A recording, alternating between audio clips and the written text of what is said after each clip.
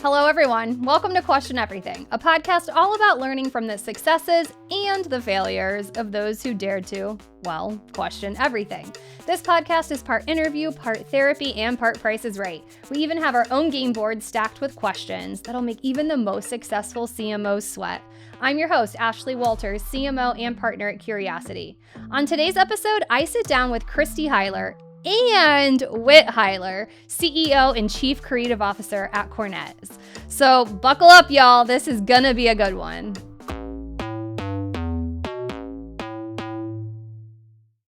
Christy and Whit Hiler are the powerhouse duo driving huge growth for Cornett, the nationally acclaimed independent ad agency based in Lexington, Kentucky. Under Christy's leadership as CEO and owner, Cornett has claimed Ad Age's Small Agency of the Year 4 times, and she was just named to Ad Age's Executive of the Year. She's also the force behind Own It, a movement dedicated to increasing women and non-binary ownership in advertising. Whit is Cornett's executive creative director. He's behind some of the agency's most talked about campaigns, including earning a spot on Adweek's Creative 100 and being named the biggest weirdo in advertising. Christy and Whit, I am so happy to have you here. Welcome to Question Everything. Thanks for having us. Yeah, thank you. You made the trip. We're super pumped. It's a beautiful day. Love Cincinnati. Thanks, man. I'm happy Love to your have agency. It's a beautiful spot. It's so nice. Thanks. What's going on? What's new? What's happening? What are you excited about? Anything coming up? Go for it. I would say 2 things. Okay. One, we have been onboarding our new client at Nissen Foods, and that has Cool. been really fun. Doing a ton of work there. There's like a bunch of opportunities, and we're just running around like chickens with our heads cut off to figure out how to like do it all. And it's awesome. You know, it's like rather be busy than not busy. Agree. Well, congratulations and good luck, it sounds like, on all the new business. Yeah. I was talking with a search consultant the other day, and I was like, I had to turn down an opportunity that I was really sad about. And I was like, you know, we're just too busy right now to take anything new on. And she said, well, congratulations on that. She's like, that's not the norm that I'm hearing right now. So I love hearing that you guys are busy. The strength of us independents is important. Same. Yeah. Love hearing that you all are busy. Yeah. That's awesome. And winning. Go small agencies. Let's Yes. go. Let's Yeah. go. All right. So you guys know how this podcast works, right? Yes. I have a game board. It's stacked with 12 spicy questions. I love that I get you both here in the studio. I feel like you're on a lot of podcasts. You film your own podcast, 1 a week, I think I've been told. And so I think having you both here together is going to be a ton of fun. You game? Yeah, I'm game. All right, here we go. Who wants to go first? Okay, let's go 4. We've got 4 kids. You do have 4 kids. Okay, Whit, you helped make Cocaine Bear a thing. You wrote the story and you own the name, I've heard, which is like, talk about own it. I love that. I want to know more about that. So seriously, WTF, what's going on? Tell us about this. Yeah. So I'm a partner in a souvenir brand. It's called Kentucky for Kentucky. Okay. That it started off as like a side project. We tried to crowdfund a Super Bowl commercial for Kentucky I heard back about in that. like You were only like $3.3 million short or something. yeah, we tried, but Love that it. was back when like Kickstarter was like, you know, and then after that we rebranded Kentucky without Kentucky's permission. Unbridled Spirit was out. Kentucky Kicks Ass was in. Smart. That was really fun. So this brand's kind of done a lot of weird and wacky stuff over the years. And we've always been really inspired by like Roadside America. Okay. And I would say also like The Greatest Showman, you know, like the circus and roadside attractions and weird stuff. And so that, we knew about this story, you know, the Bluegrass Conspiracy, which happened in Lexington. It was like some drug dealers and back in the 80s. And this guy, Andrew Thornton, went down in a plane while, you know, what do you call it? He had too much cocaine and money. Yeah. Like So on his the plane? parachute the did plane. not. Yeah. Yes, so his Smuggling parachute could not drugs. support it. And he was flying over Tennessee and the plane went down. He parachuted out. He died. His parachute didn't open, but the cocaine landed in the forest and this black bear found it and This is a true story. true story, ate the cocaine and died. And there was like a little clipping from a New York Times article about it, and maybe a few other articles, Associated Press. But we got this bear. We named it Cocaine Bear. I didn't write the story. My Pablo Escobar. yeah, we called him Cocaine Bear and Pablo Escobar. But Coleman Larkin, who's a senior copywriter at Cornett, which I've done a lot of weird and funny stuff with, he wrote this wild story. We put it out there, and the legend grew and it grew and it grew. And, it was like on the front page of Reddit like 10 times. And Joe Rogan's podcast, Yes. Sturgill Simpson was talking about it. Diplo was talking about it on a podcast, and it just had all this press, and everybody was writing about it. Nobody was really like fact checking the story or anything. And so this legend grew, and then eventually they made that movie. I mean, I've got a lot of stories around this because we were actually in 2019 trademarked the name Cocaine Bear and we were already selling merchandise, shirts and stuff, and trademarked the name for entertainment purposes. And in 19? Is that what you said? what Year? in 2019? Okay, yeah. Entertainment purposes, and then for goods. And we had an idea to do an animated series for Cocaine Bear. And then Universal announced they were making a movie, Cocaine Bear, with the working title Cocaine Bear. And that killed our animated series. How? How did they not have They to go just, through you? I think Rooster Teeth, they sell content to all the studio. I mean, I don't think anybody wants to piss off Did you Universal. get to collaborate with them or be a part of it at all? No, we licensed the name to them. Okay. So got Some paid royalties a little bit? a little bit. little. Yeah, a little bit. So, I mean, it's really cool to see something that we created and hyped and grew and grew to become a movie directed by Elizabeth Banks. But No big deal. the sad part of that story is that our dreams were crushed in the process, because I think I would much rather, be on season 3 of an animated series that's on HBO Max right now than, I don't know. So the timeline is interesting to me. I mean, hard pivot to Cornett, but you bought Cornett in 2020. Mm-hmm. Is that correct? So right around this time. We had a lot. We always have a lot going on. Yeah. Did any of this inspire you to own it? No. Completely I mean, different. that was just a whole nother journey that was well underway and definitely didn't have anything to do with that. Nor did it really have anything to do with COVID and the timing of that. I had become president several years before that. Yeah. And I think that was kind of an expected step within the agency. More, I think people, I don't know, were far more comfortable with both, me moving into president and then also me buying it before I was. Yes. Yeah. And actually, what I would say was more pivotal in both of those decisions was another part of Kentucky for Kentucky, though. And I would just say Whit's career. He has been on the Creative 100 list, but a lot of the work through Kentucky for Kentucky really attracted both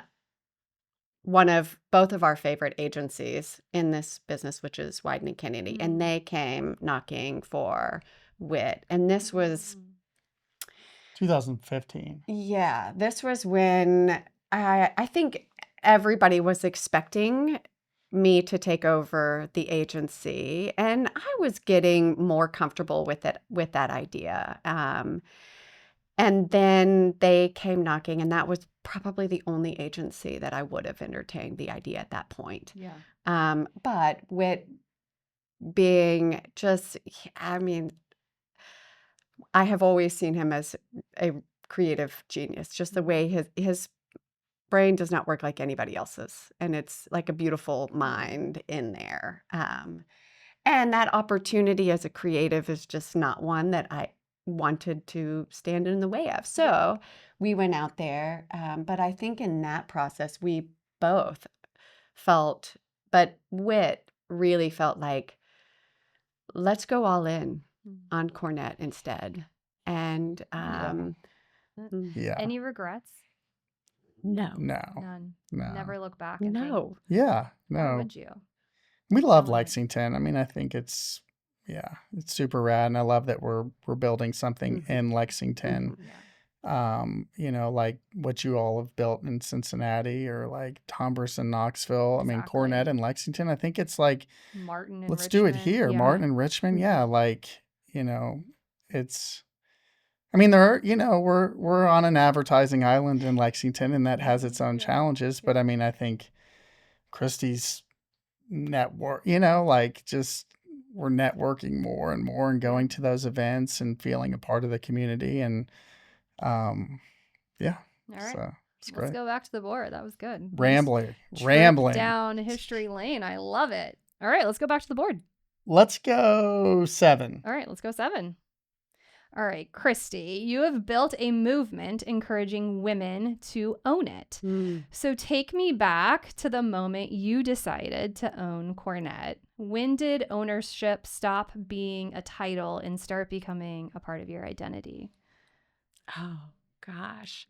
Well, I think I talked a little bit about when I decided to put all the chips in on Cornett. But I like that second part. When did ownership stop being a title and start being an identity? I kind of feel like it is your identity from the beginning. Like at the moment you take ownership, I remember so clearly feeling the weight. It was very different from being president and owner. The weight of the decisions, and especially in 2020, right? I mean, being responsible for, we have, almost 60 people and their families, and no roadmap for how you navigate this successfully for them, for the businesses that we're responsible for. And we do feel that weight of the response. We are in it with the brands that we partner with the people that are on those teams for those brands. And, so it is a tremendous responsibility. And I did feel that almost instantly. But I kind of love that too. I don't know, because I think that you have to be so choiceful and thoughtful in every decision that you're making because of that responsibility. And I don't feel like I'm by myself or like I can't figure out how to get to great decisions and the right decisions because I feel supported. I've got an incredible team at Cornett, but I also feel like I have an incredible community that I can turn to that understands the full weight, has carried it in similar ways, or is willing to get in there and wrestle with, whatever comes our way. So that's the identity I take, is just the responsibility. I think I just read, did you just hire a president? Is that Well, true? okay, so we didn't hire her. Promoted? Yes. Okay. So actually, which is really, I love this because Jessica Vincent is our president, and she and I were both at Cornett and came to Cornett, about 25 years ago. Wow. She did leave for a few years. Her husband was relocated to Florida. So she moved down there and worked at another agency, but then came back. And when she came back, we connected almost immediately and had been working for a few years to figure out like the right time to get her in and the right opportunity. And then it opened up and she was so pumped because at that we had just evolved in really great, like in ways that were meaningful to her. So when she came back, she wanted to come and join us and be a part of what we were doing. And I was, just so eager to find the right spot for her. And so she came in, and she is the most dedicated. Like, she is in the trenches with all of our clients and so into their business and just phenomenal, like relationships. It's awesome. Unbelievable. And so as I moved from president to owner, and really took more of the responsibility of looking up and out, I growth in my mind like is only possible by keeping the relationships that we have as solid as possible. Like I'm not interested in adding and turn it while you turn your back on anybody who helped you get where you are. Exactly.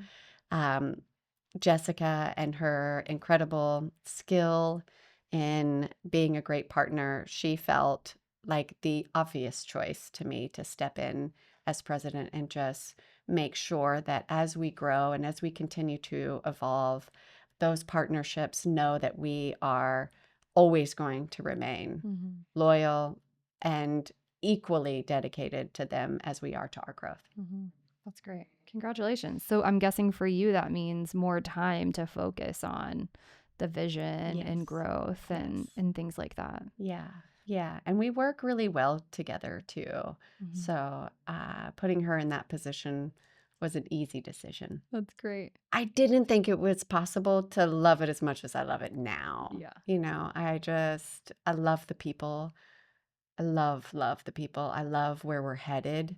I think it is more creative, more unique. Just like I think it's endless. I remember my favorite talk I've ever heard at Cannes, but maybe even anywhere, actually came from the president of Colombia, who ran on the platform of creativity.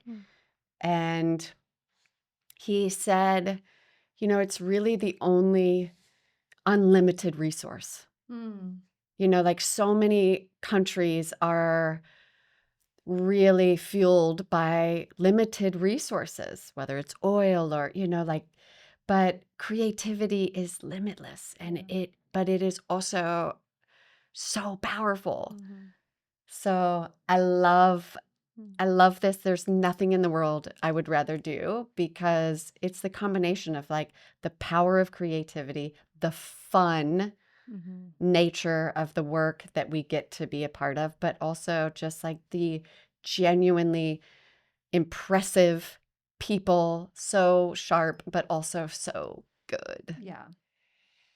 And connected, like the camaraderie. Yes. And it just feels like now, I don't know, there's just everybody, it feels like so many people want success for each other in a way that I haven't seen in this business before. And yeah, I mean, I'm thinking about it on the way down here, just the fact that, you have this agency in Cincinnati and you're having this agency from Lexington, Kentucky come be on the show, and give us a platform to talk about what we're doing. I mean, that's super cool. Yeah. I mean, you aren't going to see John Morgan from Morgan and Morgan and Morgan have the heavy hitter on his podcast, Yeah. So it's cool. Yeah. All right, let's go back to the board.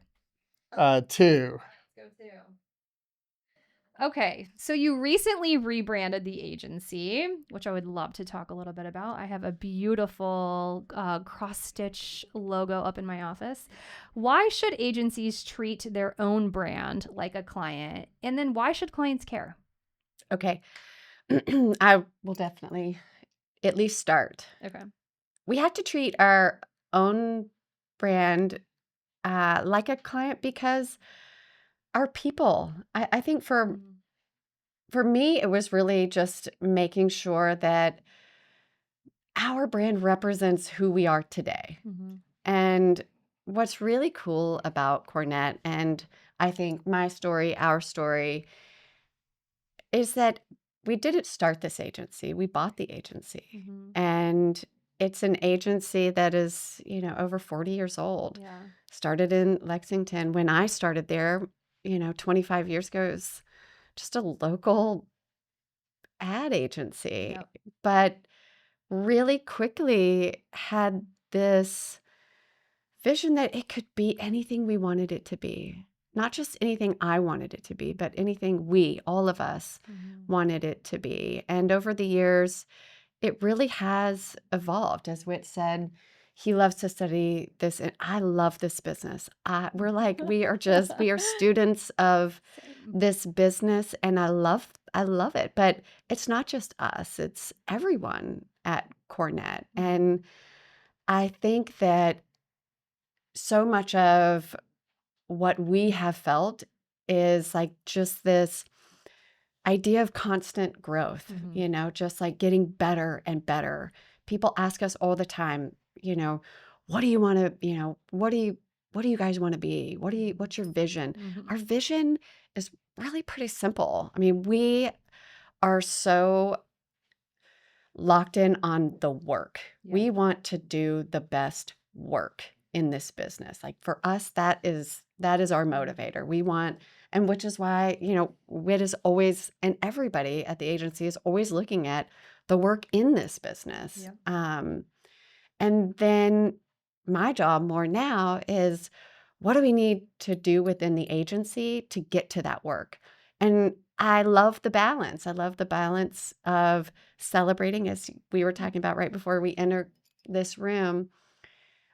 I love to celebrate all the great work that we have done and the things that we have set our minds on and accomplished for ourselves, for the industry. I mean, just looking at what we have wanted to do and see that when you set your eyes on something, like you can get it. And early on, like I knew we could be something really great and we could do it in Lexington and give more people that opportunity to be a part of that and not have to leave, And so, but I think the idea of growth just was a big piece of what we wanted to be able to communicate, because we're always looking to get better as an agency, but also better individually, And so individual growth, but also the collective growth within the agency is just, it's like a constant conversation. We love to like look back every year and go, how much have we grown? Like I love looking back and almost being embarrassed by where we were and what we were doing, And so I just always we have that mindset. So the idea of growth and that's where the natural element of our Venus flytrap and the plants, but also like thriving in environments that are really challenging and getting super creative in how you do that. But also, this, most people know this about me and about us, being female owned, female led we're so proud of that. And have such a passion for seeing more women in this industry know that they can do that, know that it is a possibility, and that they can step into that and be supported. Like we're planting a lot of roots. Yes. And we want to grow. We want to see our clients grow. But yeah, just like all the time focused on how do we do better work together as a team and get to the top in that way. Like, that's what we're striving for. I love that. Were you part of the rebrand at all, I imagine? Yeah. I love it. And it's funny I've been at Cornett for 14 years. We can look back on a lot of rebrands and like moments and Old laugh at PowerPoint what we decks did and like which I think is really funny. The other thing I also think is funny with, like agency stuff, it just takes so long to get it done, because we have so much client work and, so it's like, yeah, you want a new website next year? We should have started on that 4 years ago. Somewhere my partner, Jeff Warman, is saying, yes, I told you, Ashley. It takes a long time. Because I'm always like, we got to go. I know. So it's, I was really happy to see that in the wild and in use. And, we're always evolving our story and our offering and our positioning and,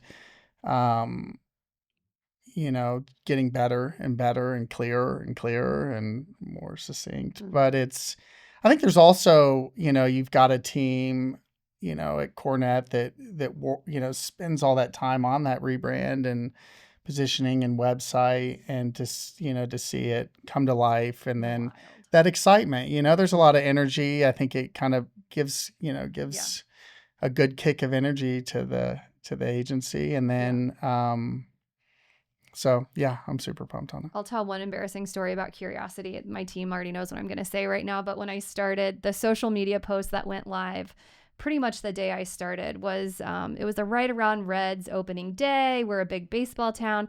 And it was a picture of a grill out the agency was doing. And it was just like a bag of hot dog buns and like the saddest potluck lunch you've ever seen in your life. And I'm like, okay, all right, so this is where we're starting. So we joke all the time because we put a lot of effort into our own brand and our story and our social. But we often will go back to that photo and be like, all right, we've come a long way. Yeah, we totally. Should be proud of where we are today. Totally. And I think some of it is about the brand and the represent, and as soon as I saw it, the whole team land, it was like, yes, that feels so right and so true. I loved your LinkedIn post about that. Yeah.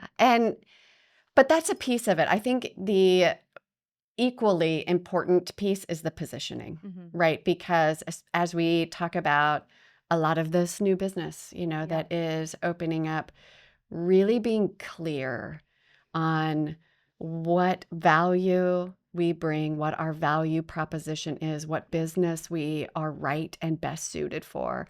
Having clarity on that has been, honestly, like so game changing and saved us a lot of time and helps us just like channel our energy into the right things and know that we can be successful.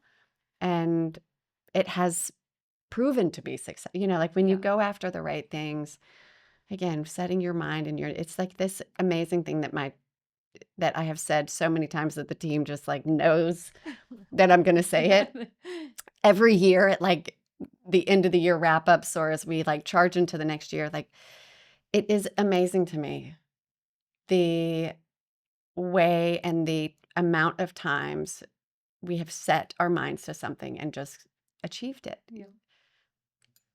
I couldn't agree more. It's like there's you manifest it, you put it on paper, you talk about it, you share it publicly. Everybody at the agency knows your aim, and then funny enough, you can get there.